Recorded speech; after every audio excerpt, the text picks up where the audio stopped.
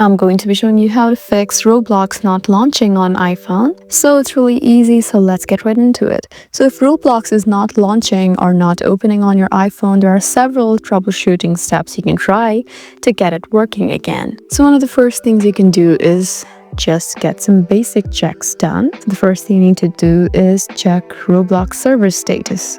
So sometimes Roblox servers are down or under maintenance. Just check their official status page to ensure there's no ongoing outage. You also need to make sure you have a stable internet connection. Now what you can try to do is restart the Roblox app itself. So if you're on the app, what you need to do is just swipe it this way and just close it and try to open it again. You can also try restarting your iPhone. Just hold the power button and swipe to turn off your phone. So after 10-20 seconds, turn it back on and try to launch Roblox again. You can also try to go to your app store. As you can see, it's right there. Just go there and search for Roblox and see if it has an update. Sometimes that can happen too. So as you can see, it's not up to date and I need to update it. So just tap there and make sure it's updated. You can also try reinstalling Roblox. Sometimes that helps as well. And in all of these ways, you can successfully fix Roblox not launching on your iPhone. I hope this video was helpful for you.